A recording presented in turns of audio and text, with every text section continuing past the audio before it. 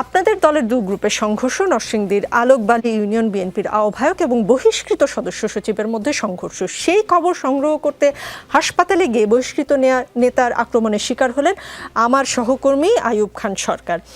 এর আগে আদালত চত্বরেও বিএনপিপন্থী আইনজীবীর হামলার শিকার হয়েছেন সময় টেলিভিশনের এক সাংবাদিক, যদিও তিনি পরে আবার ক্ষমা চেয়েছেন। মানে সাংবাদিক পেলেই কি আপনাদের মারতে ইচ্ছা করে এরকম কিছু? ধন্যবাদ আপনাকে। প্রিয় সমালোচক যারা ইতিমধ্যে এখানে উপস্থিত আছেন এবং দর্শক যারা যমুনা টিভির সাথে যুক্ত হবেন, শুভেচ্ছা। বহিষ্কৃত নেতার অপরাধের কথা আপনি তুলছিলেন। নিশ্চয়ই দল তার অ্যাক্টিভিটিস এবং তার কৃতকর্ম কখনো এর আগেও সমর্থন করেনি, বিধায় তাকে বহিষ্কার করেছে। যে ঘটনাটি ঘটেছে নরসিংদীতে, সেটা সত্যি দুর্ভাগ্যজনক, নিন্দনীয় এবং এক ধরনের অপরাধ, অথবা ধরেন জুলুম বা অত্যাচারও বলতে পারেন। এবং তার প্রচলিত আইনে বিচার হওয়ার সুযোগ আছে। দল বা দলের নামে যারা এই ধরনের অপরাধ করেছে অতীতে বা করছে, তার কাউকেই দল প্রশ্রয় দিচ্ছে না, ডিফেন্ড করছে না, আইনানুগভাবে সাংগঠনিক ব্যবস্থা নিচ্ছে এবং আইন শৃঙ্খলা বাহিনী তাকে গ্রেপ্তার করে আইনের আওতায় এনে প্রচলিত আইনে কঠোর শাস্তি নিশ্চিত করবে, সে ব্যাপারে দলের সহযোগিতা রয়েছে। এখন একটা বহিষ্কৃত ব্যক্তি, তার কৃত অপরাধকেই যদি আপনি বিএনপির দলীয় অপরাধ হিসেবে চিহ্নিত করেন, সেটাও আমার মনে হয় যে একটু দুর্ভাগ্যজনক হবে আর কি, অথবা সেটা সমীচীন হবে না। অথবা সেটাকেও যদি আপনি জাতীয় রাজনীতির ইস্যু তৈরি করে বিএনপির উপর দায় চাপানোর একটা চেষ্টা হয়ে যায়, সেটা অনাকাঙ্ক্ষিত। বিএনপি, আমি আবারও বলছি, কোনো অপরাধী বা কোনো দুর্বৃত্ত যারা পেশি শক্তি দেখায় অথবা যারা ধরেন আইন নিজের হাতে তুলে নিতে চায়, তাদের আশ্রয় নেই।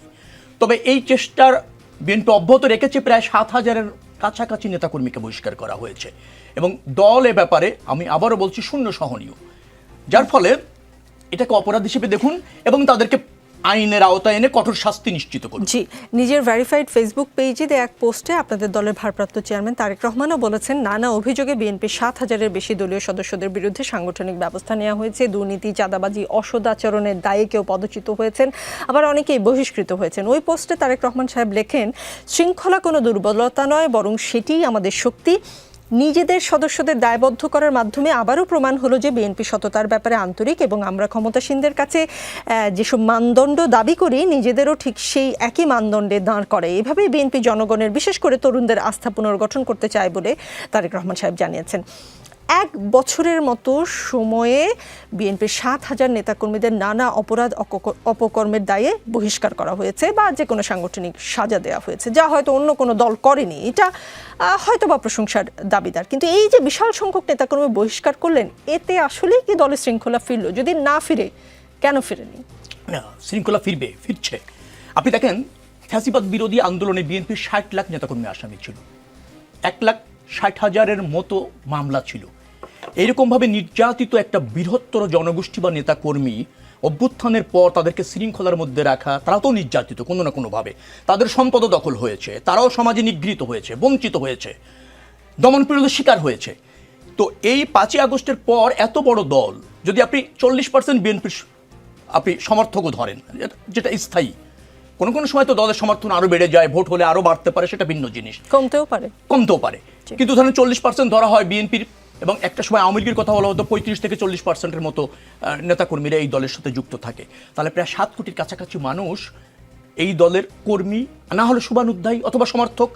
এখন এদেরকে সম্পূর্ণভাবে 1 বছরের মধ্যে নিয়ন্ত্রণে আমরা আনতে পারছি তা বলছি না, কিন্তু আমরা যে প্রক্রিয়া অনুসরণ করছি, যেভাবে আমরা এ ব্যাপারে সজাগ আছি, কেউ তো বলতে পারছেন না যে অপরাধ করার পর বিএনপি তাকে বহিষ্কার করেনি অথবা সাংগঠনিক ব্যবস্থা নেয়নি, অথবা আইন শৃঙ্খলা রক্ষাকারী বাহিনী ব্যবস্থা নিলে বিএনপি সেটাকে ডিফেন্ড করার চেষ্টা করেছে, সেই অভিযোগ তো নাই।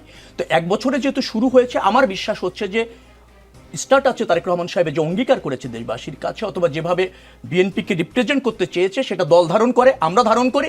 নিশ্চয়ই এই ছোটোখাটো বিচ্ছিন্ন ঘটনা যেগুলি ঘটছে বা অপরাধ যেগুলি ঘটছে, সেগুলিও একেবারে শূন্য পর্যায়ে চলে আসবে। জি, বিএনপির বহিষ্কৃত নেতাই বলেন বা বিএনপি পন্থী আইনজীবী বলেন, শুধু যে সাংবাদিকের গায়ে হাতই তোলেন তা কিন্তু না, দাওয়াত না করলে জোর করে খাওয়াও আবার খেয়ে আসেন।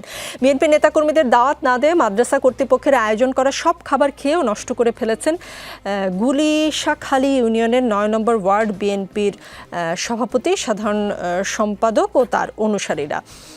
সামাজিক যোগাযোগ মাধ্যমে এই খবর যখন ছড়িয়ে পড়ে, তখন এটা নিয়ে ওই এলাকার বিভিন্ন নেতাকর্মীদের এক ধরনের নড়াচড়া পাওয়া যায়। আচ্ছা, মানে দাওয়াত না দিয়ে খেয়ে ফেলা বা লাইক দাওয়াত না দিলে জোর করে খাবার খেয়ে ফেলবে, এইটা আসলে কোন রেওয়াজের মধ্যে পড়ে? এটা ঠিক তো বুঝতে পারছি নিশ্চয়ই না। এটা ধরেন একটা স্বেচ্ছাচারিতা অথবা জুলুম। কিন্তু আপনার এই সংবাদের একটা জায়গায় আমার মানে রয়েছে, দ্বিমত রয়েছে এবং তথ্যটা সঠিক নয়। সম্ভবত এটা বরগুনার আমতলী উপজেলার ঘটনা। যে ওয়ার্ডের কথা বলা হয়েছে, ওয়ার্ডের সাধারণ সম্পাদক বা সভাপতির কথা বলা হয়েছে, ওই ওয়ার্ডে বিএনপির কোনো কমিটি নেই। আমি একটা অডিও শুনেছি সাংবাদিকদের সাথে, আপনাদের যমুনা টিভির সাংবাদিকদের সাথেই কথা হচ্ছে ওই উপজেলার, আপনার আমতলী উপজেলার সদস্য সচিবের। ওখানে দীর্ঘদিন ধরে বিএনপির কমিটি নেই। ওরা বিএনপির আপনার যেটাকে বলা হয় ইনলিস্টেড কোনো নেতাকর্মীও না, তবে ওরা বিএনপির অনুসারী যারা এই ঘটনাটা ঘটিয়েছে। এবং তাদের বিরুদ্ধে সাংগঠনিক ব্যবস্থা যেহেতু দলের সাথে যুক্ত না এবং কর্মী পর্যায়েরও না, শুভানুধ্যায়ী অথবা ধরেন অনুসারী, আমরা মনে করি যে যে অপরাধটা ঘটেছে একটা অপরাধ এবং এই অপরাধের জন্য প্রচলিত আইনেই কঠোর ব্যবস্থা নেওয়া যেতে পারে এবং সরকার সে ব্যাপারে উদ্যোগী হবে, স্থানীয় প্রশাসন সে ব্যাপারে উদ্যোগী হবে। আগামীতে এই এই দুর্বৃত্ত আচরণের কারণে তাদের আর বিএনপিতে যুক্ত হওয়ার বা রাজনীতি করার সুযোগ নেই। যেহেতু তারা শুভানুধ্যায়ী, কমিটিতে নেই, সাংগঠনিক কোনো অ্যাকশন নেওয়া যাচ্ছে না, তবে বিএনপি রাজনীতি আগামীতে করার তাদের সুযোগ চিরতরে বন্ধ হয়েছে।